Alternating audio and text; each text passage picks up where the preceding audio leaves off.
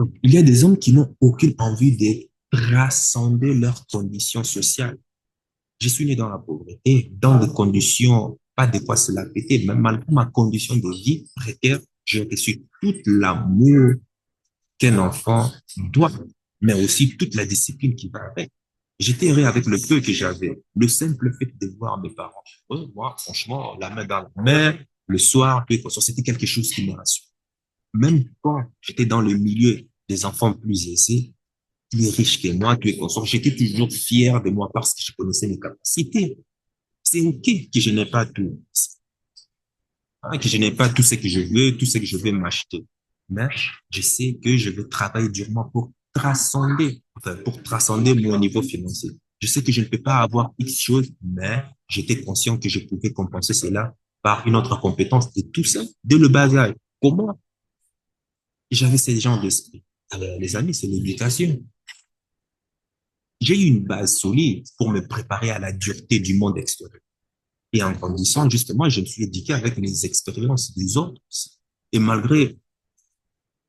bon, malgré moi aussi, j'ai aussi l'expérience de la vie, hein, qui m'a fouetté, qui m'a mis à terre. Et ça, franchement, je ne souhaite à personne de pouvoir se laisser enseigner par la vie parce que l'ami, quand la vie te donne une leçon, quand la vie te donne des gifles, cher ami, je prie pour toi que l'idée du suicide ne puisse pas te traverser l'esprit. Et ce n'est pas pour rien que je recommande vivement de bénéficier des expériences des autres pour éviter le pire. Mais si tu t'entêtes, ok, ça va. La vie est un bon enseignant et maître. Et tâche de tirer la leçon une seule fois parce qu'après, la deuxième fois, la troisième fois,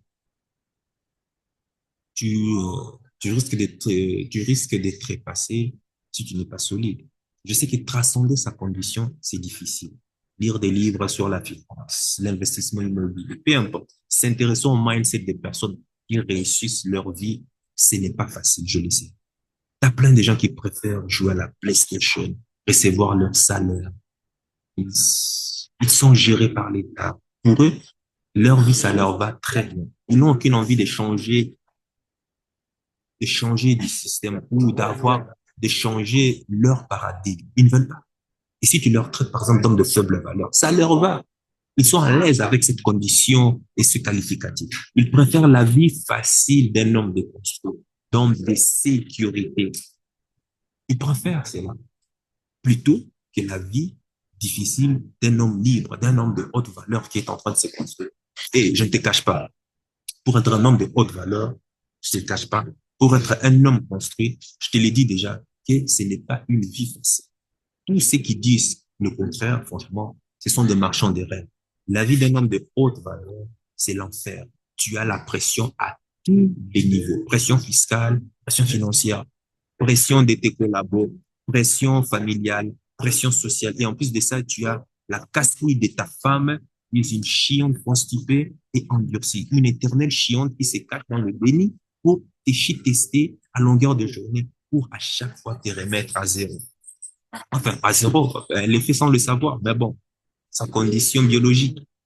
Et pendant que toi, tu te bats, le résultat n'est jamais au rendez-vous. Tu sais quoi? Elle est toujours chitée. Ah ben, c'est une confidence que je t'ai fait, hein. La vie d'un homme de haute valeur, c'est se prendre des coups en permanence. La vie te donne des coups en permanence. La vie te met terre. Mais tu dois apprendre à rester solide. Tu dois apprendre à te relever. Tu dois apprendre à continuer le combat.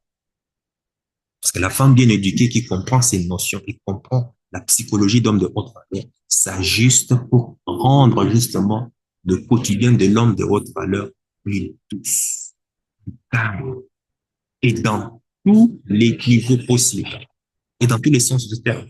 Parce que la femme bien éduquée est une femme qui transcende sa condition biologique pour rendre la vie de l'homme plus facile. C'est ça être féminin. Un homme, sa vie, c'est un combat en permanence. Et le seul endroit où tu es censé retrouver justement ton havre de paix est la maison. Mais quand la femme moderne avec qui tu es dans ta maison, c'est-à-dire quand tu reviens à la maison, qu'est-ce qu'elle fait de la maison? Elle fait de la maison encore un terrain de combat, un arène de combat, de gladiateur. Ironie du sort, c'est elle qui vient nier encore en disant qu'elle ne t'a jamais combattu. Mais quand tu observes ses actions par rapport à ce qu'elle dit, eh ben, c'est la distance entre Tombouctou et Paris, je t'assure. Mais quand tu dois aussi faire face à cela, maintenant, imagine toute cette dose d'énergie qu'il te faut, toute cette dose de testo, il faut pour recadrer et gérer toutes ces pressions. Franchement, je te l'ai dit, la vie d'un homme de haute valeur, c'est, ce n'est pas facile. Et quand ces gens d'hommes, justement, atteignent les sommets de sa gloire, ben, toutes les femmes rêvent d'être avec ces gens d'hommes, même s'il faut les partager avec d'autres. C'est normal, elles sont consentantes. Ben, pourquoi? Parce qu'un homme de haute valeur qui a atteint les sommets de sommets, qui a atteint les sommets de son ambition, de ses rêves, elles voient tous, elles voient toutes en lui le parcours qu'il a dû endurer durant sa traversée des déserts, tous les obstacles qu'il a dû encaisser, qu'il a dû faire face, tous les échecs qu'il s'est pris sur sa tronche, toutes les humiliations supportées, et ce, malgré, malgré tout, il est resté solide. Il a toujours cette énergie de se surpasser. C'est ça qui est justement rassurant et sécurisant pour la femme. Et elle sait qu'en étant avec ce genre d'homme, je bénéficierai de son énergie qui va me transformer. C'est ça qui rend les femmes soumises et complaisantes. Et ce n'est pas l'argent, mais les qualités qui ont permis à cet homme de pouvoir amasser toute cette richesse, tous ces patrimoines. Ce sont les valeurs qu'il a dû justement adopter pour atteindre les objectifs de sa vie. Et dans la masse, il n'y a que 10% des hommes qui sont capables de telles prouesses. Et c'est ce qui est rare aujourd'hui, rare à avoir. Ce sont ces valeurs. Mais de l'autre côté, les hommes t'accorderont naturellement, parce qu'il y a les femmes qui veulent plus que toi, et de l'autre côté, les hommes t'accordent naturellement du respect, parce que tu as accompli ce que beaucoup n'arrivent pas à accomplir. Peu en sont capables de tenir jusqu'à la fin. Il n'y a que les parano qui survivent, il n'y a que les parano qui réussissent face à toutes ces pressions de vie sociale, familiale, conjugale, financière, fiscale, professionnelle. Il n'y a que les parano qui survivent. Parce que la vie d'un homme de haute valeur, c'est extrêmement difficile. Et c'est comme ça. Et on l'accepte et on fait avec. Et on s'adapte en permanence. Même quand les choses semblent être à l'encontre de ce qu'on veut, on l'accepte et on relativise et on assume. Même, je dis, jamais, je dis, oh, grand jamais tu entendras un homme de valeur rester dans le lit.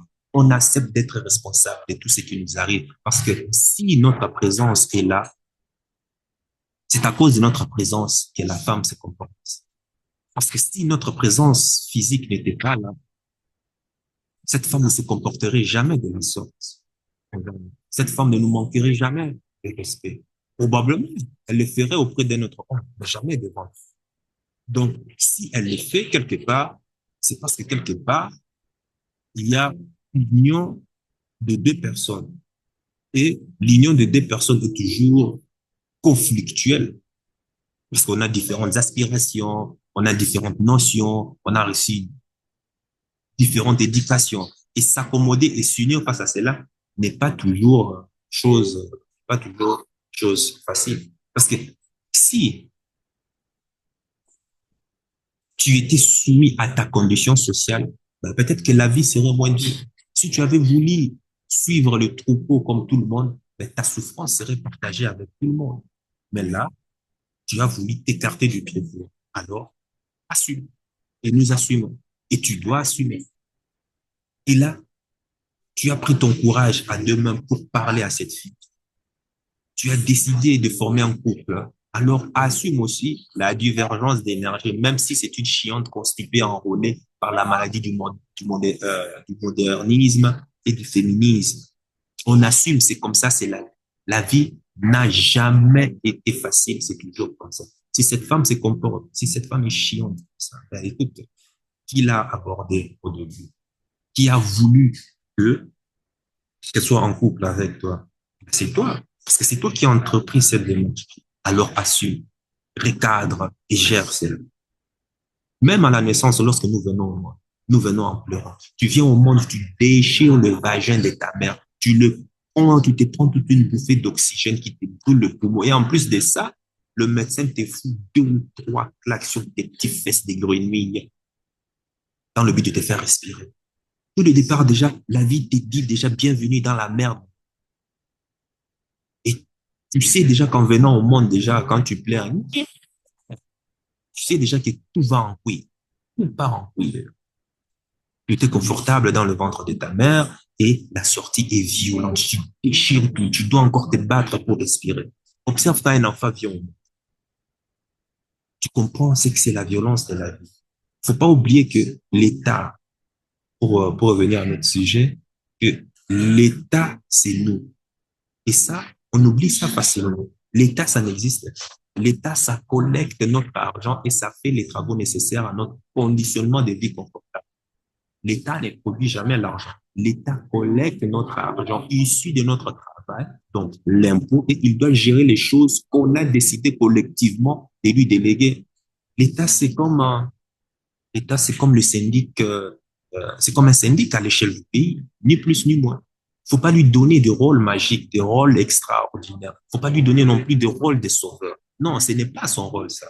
Lorsque tu entends l'État a donné, l'État a fait ceci, l'État a fait cela, l'État a construit, l'État a fait des dons. Bref, il faut savoir que l'État n'a rien fait tout seul. C'est nous qui avons fait. C'est toi et les autres qui avaient fait des dons. Et c'est comme ça se passe. C'est toi et les autres qui avaient fait des dons. C'est toi qui as délégué à l'État de pouvoir faire cette tâche. Hein, c'est toi qui as construit. L'État ne fait rien, il ne collecte l'argent. C'est-à-dire, lui ne fait que collecter et exécute un mandat. L'élection, ce n'est qu'un mandat qu'on donne à l'État. Ce n'est pas un mandat pour se gaver, ce n'est pas un mandat pour voler, ce n'est pas un mandat pour tabasser les gens dans la rue ou quoi que ce soit, ce n'est pas un mandat de pleine puissance, non. C'est un mandat pour exécuter des tâches particulières. De nos jours, l'État a dépassé les fonctions qui lui étaient attribuées à l'origine. L'État est devenu trop gros. L'État est devenu trop gourmand. Il essaie d'exister par lui-même. Il a même réussi déjà, je dirais même, à exister par lui. Beaucoup de gens, et même toi d'ailleurs, visualisent dans ton inconscient l'État comme un être qui existe, comme un être vivant, alors qu'il n'existe pas. C'est une illusion. L'État, c'est comme un syndicat, c'est tout. Un syndicat ne fait pas ce qu'il veut. Il gère les requêtes des membres qui sont dans le syndicat. Et en fonction de la demande, il fait des travaux, concerte les membres pour savoir si certains travaux sont utiles ou pas. Donc, arrête de donner à l'État la puissance qu'il n'a pas. Mais malheureusement, c'est ce qu'on fait. On lui a donné une puissance qu'il n'a pas. On lui a donné une puissance pour gérer on lui a donné une puissance, c'est-à-dire qui dépasse même son rôle de départ. On lui donne un mandat et il exécute. C'est comme ça se passe. Et aujourd'hui, ben, qu'est-ce qu'il fait? Ben, il gère nos vies. Il gère nos vies au quotidien. Lorsque l'État te dit qu'on va aller faire des milliards, par exemple, qu'on va aller faire des milliards à l'Ukraine, ah ben, t'as envie de dire, mais pourquoi? Pourquoi? Pourquoi? Est-ce que moi, j'ai été voté pour ça? Est-ce que moi, je t'ai donné l'autorisation de délapider mes milliards à je ne sais qui? Est-ce que j'étais élu pour ça? Moi, j'étais élu pour relancer l'emploi, pour baisser les impôts, pour former les jeunes, pour améliorer l'armée, pour sécuriser nos frontières. Voilà, j'étais élu pour ça. J'étais élu, je n'étais jamais élu pour aller délapider mes milliards à je ne sais qui. Ce n'est pas le mandat que je t'ai donné, moi. Pour qui tu te prends? Mais dis-moi, pour qui tu te prends, toi? Comment te permets-tu d'aller offrir des milliards comme ça à je ne sais qui? Et pendant que moi, ici, je suis en train de mourir de faim. Qui t'a donné ce rôle? De quel droit l'État français décide d'aller boycotter la Russie? De quel droit, toi, État français, veux aller en guerre contre la Russie? Mais attends, est-ce que moi, je t'ai mandaté pour ça? Et je votais pour que tu contrôles, c'est-à-dire pour que tu enrôles mes enfants de force pour aller combattre en Ukraine. Mais où est-ce que tu sors ça? D'abord, pourquoi tu n'envoies pas tes propres enfants, toi? Pourquoi ce sont mes enfants qui doivent aller? Tu vois? Et c'est là où tu vois que l'État est hors de contrôle, presque, et qu'ils prennent des décisions pour lesquelles ils n'ont pas été mandatés. Et pour se maintenir, pour que l'État se maintienne, ben, il est aujourd'hui important de faire croire au petit peuple qu'il y a un choix entre la droite, la gauche, le centre, l'extrême, le je ne sais quoi. Tout ça, c'est de la merde. En fait, ils te mettent un feu de paille pour que tu aies l'impression et tu as un grand choix à faire. La droite, la gauche. C'est comme l'aile gauche et l'aile droite d'un oiseau. Hein. À la preuve, Macron l'a bien prouvé. Il n'est ni des droits, il n'est ni des droites, il n'est ni des gauches. Ce déni de démocratie, ce système à bout de souffle, il est là, c'est une évidence, je le partage. Mais ça n'a pas commencé aujourd'hui ou dans le mois en attente, ça a commencé aux élections législatives, pardon. Quand on a une France insoumise, qui à juste titre d'ailleurs, s'était opposée à la réforme des retraites qui était injuste et inefficace financièrement, mais on a vu que cette même France insoumise a réélu Madame Borne en se désistant. On a vu que le nouveau Front populaire a réélu M. Darmanin. C'est là qu'il y a une erreur 404. C'est qu'on a une soi-disant opposition qui finalement s'est accordée par des désistements, par des fronts de je ne sais quoi, à garder leur poste tout en n'étant pas d'accord. Et c'est cette situation-là, et M. Macron en est le principal responsable, c'est pas le nouveau Front populaire, c'est Emmanuel Macron qui en est le principal responsable, c'est d'avoir une situation aujourd'hui où personne n'a la majorité et où l'ancienne majorité macroniste et l'opposition NFP ont finalement fait une alliance pour préserver leur poste. Je rappelle que cette élection législative qui avait eu un record de participation, les Français sont allés voter aux urnes, il faut le saluer quand même, mais ont eu cette élection un petit peu volée. Par ailleurs, sur les affaires courantes, j'ai vu hier, par exemple, qu'il y avait 1500 internes en moins dans les hôpitaux. En médecine, oui. C'est inacceptable, c'est catastrophique, c'est le gouvernement qui a mis ça en place. Et pourquoi est-ce que je suis dubitatif sur un gouvernement de gauche ou en alliance avec le centre ou je ne sais quoi? C'est qu'en réalité, ça fait maintenant presque 20 ans qu'il mène la même politique. Je prends le cas des hôpitaux parce que vous en parlez. Monsieur Sarkozy a supprimé, donc la droite, 37 000 lits d'hospitalisation complète. Monsieur Hollande, de la famille politique de Madame Castet, a supprimé 10 000. Et Emmanuel Macron, en 2022, a supprimé 6 500 lits d'hospitalisation complète. Donc si vous voulez, on a besoin d'une rupture. Cette rupture, ça aurait dû être le Rassemblement national. Ce qui compte, c'est l'agenda de ceux qui ont financé sa campagne. C'est ça qui compte. Une fois élu, ben, Macron doit leur rendre l'ascenseur en donnant justement, en leur donnant accès à certains marchés où ils pourront encore se faire encore plus de profits. Quand tu entends le Parti socialiste qui prône d'annuler la dette de la France, où on supprime trop, je n'ai rien contre ceux qui sont des partis socialistes libéraux. Déjà, moi-même, ça ne me regarde pas. Mais quand tu as le Parti socialiste qui prend, par exemple, d'annuler ou de supprimer la dette, eh bien, tu as les gens qui accusent. Mais les gars, est-ce que franchement, tu comprends au moins l'absurdité de ce que le Parti socialiste fait? Si tu sais que d'abord, la dette française, va regarder dans Google, c'est quoi la dette française? Sais-tu que la dette française appartient à des créanciers? Que vas-tu le dire? Ah, la dette française, ouais, on s'endette quelque part. Et dans les créanciers à qui la France doit cette dette, ben, il y a les pays étrangers, il y a des entreprises étrangères, il y a des particuliers étrangers chez qui la France est partie emprunter de l'argent sur le marché boursier. Il y a même des citoyens français aussi. Et en garantie, la France leur promet quoi? Ton épargne. Oui, c'est comme ça se passe. Ta pension, c'est que tu cotises là durement là, lorsque tu vas t'esclavagiser là. Voilà. C'est ce que la France leur promet en garantie. C'est de ça qu'il s'agit. Voilà pourquoi Robert Kiyosaki disait que les épargnants seront toujours sans et seront toujours des perdants. Parce que l'argent que tu es en train de poser dans ton compte bancaire appartient aux créanciers à qui la France doit de l'argent. Et c'est ça qu'on appelle les obligations d'État. Et d'ailleurs, va demander à ton banquier, le gouvernement français se donne le droit de pouvoir prendre tout ce qui se trouve dans ton compte bancaire s'il est en difficulté de paiement, s'il est en difficulté de faire tourner l'économie. L'État français se donne le droit de pouvoir piocher dans ton compte bancaire jusqu'à hauteur, en tout cas dans une crise, c'est un peu comme ils ont fait en Grèce en fait. Eh ben, l'État français a ses droits. Maintenant, réfléchis. Regarde la période dans laquelle nous sommes. Tu sais à combien s'élève la dette française? La dette française s'élève à plus de 3200 milliards. Et c'est impossible pour la France de rembourser. C'est-à-dire qu'il faut 112 fois le travail de toute la population française en un an pour rembourser cela. Je te dis bien une fois, mais pas, ce n'est pas une fois, mais il faut 112 fois le travail. Imagine à l'échelle d'une entreprise. Fais le calcul du travail de toute la population française en une année. C'est ça le PIB. Maintenant, imagine la France comme une entreprise qui a son chiffre d'affaires annuel. Et cette entreprise est endettée à hauteur de 3200 milliards d'euros. Et cette entreprise ne réalise qu'un chiffre d'affaires annuel de 3 milliards d'euros. Ben, cette entreprise, normalement, est censée déclarer faillite parce qu'il est en déficit. Non, si la France ne déclare pas faillite, si la France continue de tourner, eh ben c'est parce qu'elle a ses colonies en Afrique. Elle a ses colonies en outre-mer qui lui garantissent, bien sûr, leur richesse sous-sol. C'est cet argument que la France utilise pour rassurer ses créanciers sur le marché financier. Et ça te montre pourquoi est-ce que la France n'acceptera jamais aussi que l'Afrique se libère. L'Afrique doit toujours rester esclave pour leur permettre de tenir sa promesse faite aux créanciers pour leur rendre leur argent avec profit. C'est comme ça.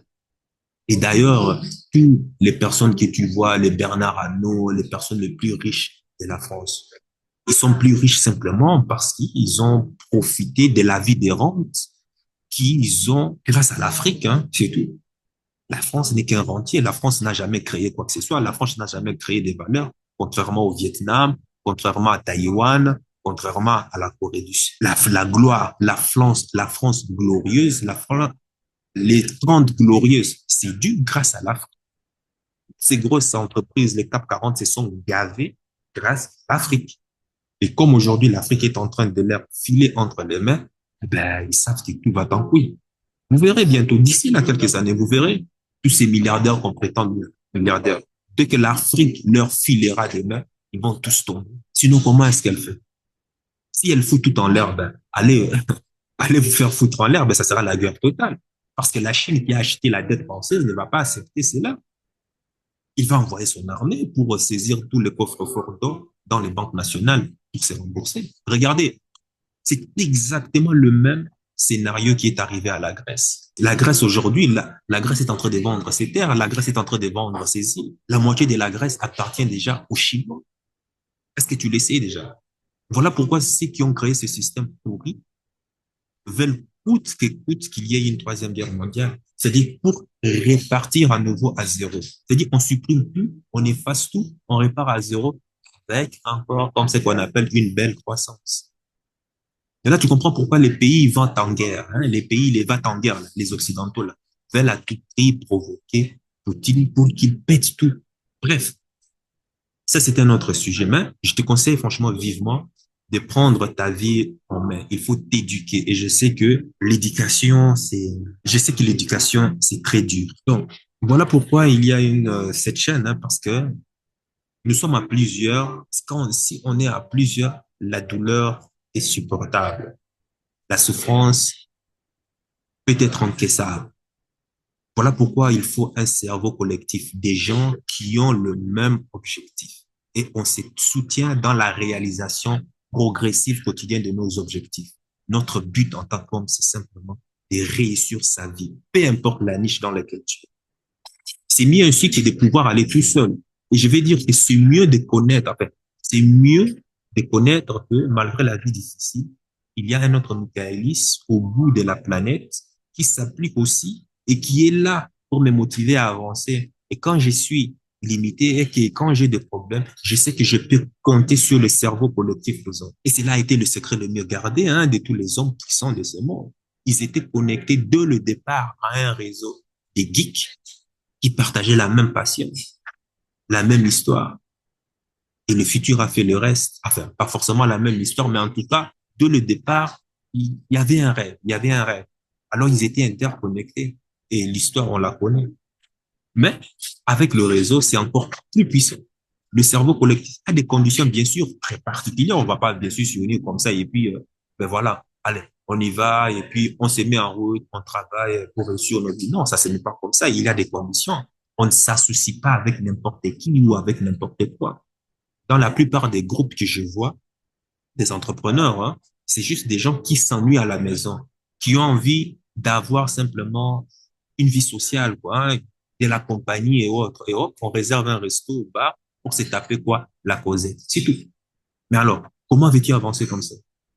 La personne qui est venue avec des inquiétudes ou des problèmes retourne à la maison avec le problème de départ. Tu vois que c'est bizarre, hein. Il n'y a qu'en francophonie, tu vois ça. La plupart se rencontrent parce qu'ils s'ennuient chez eux. Et j'ai vite compris cela. Et bon, bref, je préfère encore passer du temps avec mes enfants. C'est encore plus enrichissant. Beaucoup ne connaissent, beaucoup ne connaissent pas la règle du cerveau collectif. Oui, je suis dans un groupe d'entrepreneurs, mais entrepreneur est devenu comme ici aujourd'hui. L'entrepreneuriat est devenu comme un mot de prestige. Ceci pour te dire que tu ne dois jamais, enfin, tu ne dois que compter que sur toi-même. Personne ne viendra à ton secours. Tu es l'artisan de ton propre destin. Voilà, c'est comme ça. Toi et ta femme, tu dis, si tu es en couple, c'est-à-dire tu dois tisser l'étoile de votre famille et vous devez compter l'un sur l'autre. C'est soutenir dans les moments les plus difficiles. Tout n'est pas parfait, je sais, mais c'est dans les moments de division qu'on apprend des leçons pour pouvoir s'améliorer collectivement. Encore une fois, apprendre des leçons, la connaissance, c'est très dur. C'est se faire violence. S'améliorer n'est pas facile. Ça demande de mettre son ego de côté pour se tenir main dans la main et travailler ses blessures. Et là où ça fait mal, là où ça fait mal pour se libérer, c'est-à-dire, c'est dans les divisions, c'est dans le dispute. C'est là que, euh, comment on dit, la larve devient un papillon. La larve, comment on dit, j'ai oublié les noms. Bref, c'est-à-dire, c'est dans les moments de division, dans les moments de tension, qu'on apprend à se connaître. Mais pour ça, il faut faire tomber le masque. Maintenant, aller voter euh, pour espérer un sauveur ne changera pas ta vie. Tant que le système est pareil, rien ne changera. À la place, moi, je te propose de connaître, d'étudier les règles du jeu, du système, pour réussir et sortir ta famille de cette toile d'araignée, sortir hors du système. Tu n'es pas obligé de le faire tout seul. Si tu es marié, félicitations. Si tu as déjà un partenaire, c'est très bien. Vous pouvez déjà commencer ensemble à revoir déjà votre vision. Maintenant, pensez à comment créer un groupe où nous pourrions, tous les autres qui sont seuls, il faut déjà penser à ces gens d'esprit, enfin à ces gens de pensée, pouvoir créer un groupe où nous pourrions unir nos forces pour atteindre un objectif précis et progresser pas à pas. Et ça, c'est très, très, très puissant, les amis. Sinon, tu peux aussi le faire seul. C'est très bien. C'est très bien. D'ailleurs, moi, je suis là. Je suis là, j'avance avec tous mes challenges de vie que j'ai et je partage le peu d'expérience de vie avec toi. Et d'ailleurs, je souhaite aussi en retour connaître aussi ton expérience de vie. Dis-le-moi dans les commentaires pour que cela aussi m'enrichisse. Donc, quelque part, il faut trouver, euh, il faut, euh, il faut arrêter de trouver les héros à l'extérieur. Le seul vrai héros est en toi. C'est ta propre personne. La plus grande réalisation que tu puisses faire est de savoir que tout vient de toi, que tu es ton propre héros, que tu es ton propre sauveur. Personne ne viendra te sauver. Tu es ton propre héros. J'ai dit, tu es ton propre héros et tu es aussi ta propre victime soumise en attendant un sauveur. À toi simplement de pouvoir ajuster le curseur sur le bon côté. Soit tu es héros, soit tu es victime. Il faut déjà avoir la conscience que tu es déjà ton propre héros. Moi, je n'ai pas confiance en l'État. Je trace mon chemin, tout en respectant bien sûr les lois. Tout ce qui est niche fiscale et autres, je prends. Juste tout ce qui est à mon pouvoir pour pouvoir justement profiter et jouir des niches fiscales et éviter de payer trop d'impôts. Moi, je prends tout, hein. Moi, je suis comme ça, moi. L'État, c'est que si les gens s'éduquent, si les gens maîtrisent l'impôt, si les gens commencent à comprendre toutes les niches fiscales, si les gens commencent à réaliser à quel point ils sont sodomisés, eh ben, ça sera la fin du système. Et c'est pour ça que pour survivre, l'État doit allumer des feux de paille. Et on a le terrorisme qui est un instrument pour détourner ton attention sur comment est-ce que les gens gèrent ton argent. On te rabâche aussi des mots comme le développement durable, l'écologie, il fera du degré par-ci, dans 100 ans, dans 50 ans, dans 25 ans. Tu as le gouvernement, l'ancien vice-président américain, comment il s'appelle, Robert de je ne sais quoi, qui disait en 2020, c'est ça, en 2020, que Venise sera engloutie ou ce genre de trucs à la con. Est-ce que Venise est engloutie? Que toute la ville de Floride sera sous l'eau. La ville de Floride est là. Non? Mais pourtant, il a fait de l'argent lorsqu'il a annoncé ça vers le 1900. Il s'est fait de l'argent comme pas possible. Tout le monde a gobé ça. Aujourd'hui, maintenant, tu as la taxe carbone. Tu as la taxe sur le diesel pour rouler dans des villes. Hein? C'est du n'importe quoi, les amis. Mais je dis bien, hein, devant une masse inéduquée, ça se comprend. Les gens acceptent, les gens gobent cela. Il faut du temps, c'est-à-dire du temps en temps, il faut de feu de paille pour éviter que les gens ne regardent la réalité. Moi, je comprends l'État. Si tu te mets à la place de ceux qui sont, de ceux qui élisent les lois, je leur comprends.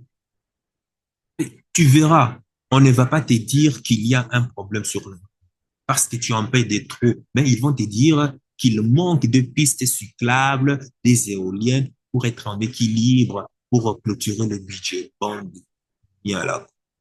Et bientôt, on aura une taxe, quoi, sur le paix des bovins. Oui, je te l'ai dit. Si tu possèdes une vache aujourd'hui, sache que tu payes une taxe pour le nombre de paix que la vache est en train d'émettre dans l'atmosphère. Il paraît que les vaches à l'air libre émettent trop de méthane qui, justement, contribue au réchauffement de la croûte terrestre. Alors, il faut arrêter de consommer des vaches de prairie. Donc, consommer plus de viande de vaches qui vont être répliquées dans des laboratoires. C'est ça même. Et apparemment, ça même le goût, euh, ça, ça a le même goût qu'une vache naturelle. Et ça ne pollue pas en plus. Donc, tu as tous ces écolos-là qui applaudissent un petit pas, ouais, un petit pas pour l'homme, un grand pas pour l'humanité, des trucs comme ça, là. Les amis, éduque-toi. Il faut s'éduquer, il faut avoir de la conscience, il faut avoir la conscience de la conscience, que quelque chose ne tourne pas rond et réaliser d'abord ce qui nous entoure. Tu remets tout en question avant de pouvoir maintenant commencer à agir. Sur ce, sache que ton cœur sait déjà ce que ton cerveau essaie de comprendre. Suis la voie de ton cœur. Il connaît déjà le chemin. Ciao, ciao.